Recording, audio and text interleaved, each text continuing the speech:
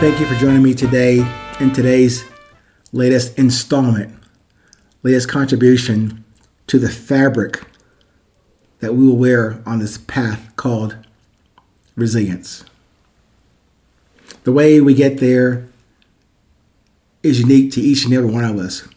Yet at the same time, I have to restate this commonality that we can share. Not because it's a good thing to have and put up on your wall as a shingle or as a certification. It's something that we can tap into at any given moment in the good times and the bad times. But that is what I'm trying to emphasize in these topics that I present to you. And hopefully that you can discern from me in my voice and in the context of the story I will tell you in each episode. Interestingly, the topic of this episode is called Understand as a question. Understand? Can you? Do you? Do you ever really and fully understand anything? Anyone, including yourself. I don't know much, and I really don't understand much either. I have to admit that. Yes, I have gone to school and trainings for different subjects and objectives and missions and certifications and that kind of stuff. I kind of understood stuff enough to pass the test, to get certified, to apply the information, the strategy, and the tactics for success and for the lessons learned in actual real life situations.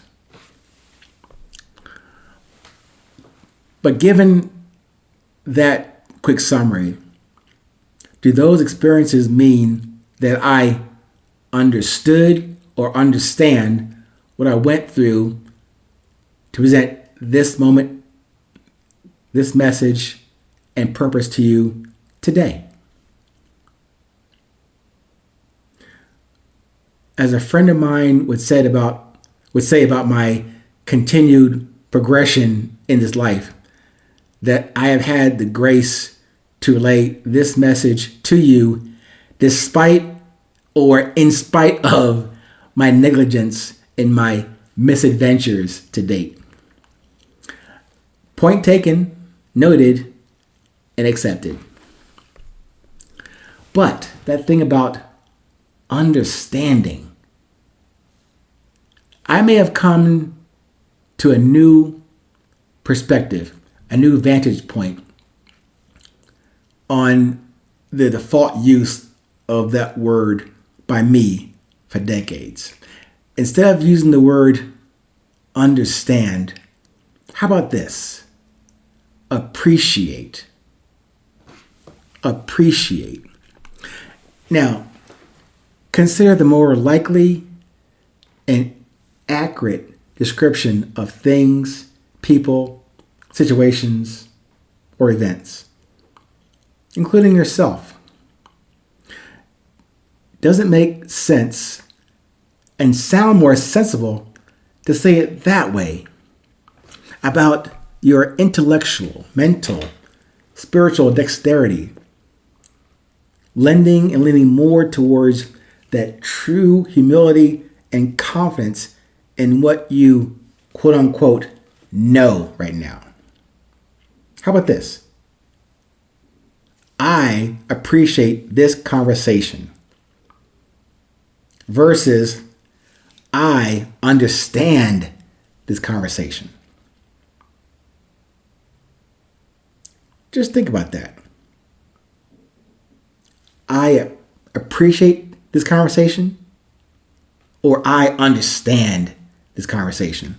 I can feel and can convey more power and force and courage with that simple adjustment of a word into the applied language. As a sidebar, I learned several languages a long time ago. Of course, as a baby, you learn English, but then in school, I learned Spanish, Portuguese, and French. Luckily, I retained one of them for useful purposes in communication. Do I understand the one that I still use often? No. But I definitely appreciate the opportunity to use English and other graces now. Understand that? How about, can you appreciate that? I'm finding a lot more utility, not because, again, I'm no wordsmith or lexicon guru about using cute and quaint twists of words to titillate your interest. No. But what I am hoping is that my experiences, my observations, and that I'm able to communicate to you, give you, with each episode that you listen to, a little more depth and breadth into why I'm so excited about this thing called resilience. Not that I have it, not that you have it, the fact that we all have it.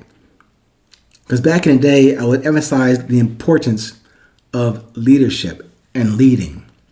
In fact, back in the day, the book called Resilience, the Beauty of Presence, was actually titled as Perfect Leading, the Beauty of Presence.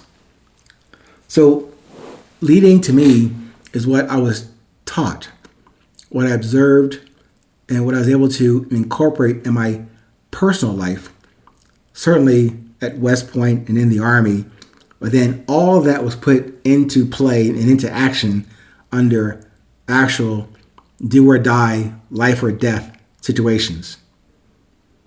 Not that I knew that was the intention of that training and that certification of leading, but even that, many years later, as I was writing on perfect leading that became resilience, even that twist of changing from perfect leading to resilience seems minor, but it did change the whole structure and context of the book and what later I would come to present to you in these episodes. So, while I may have learned a whole lot of stuff, I never understood it.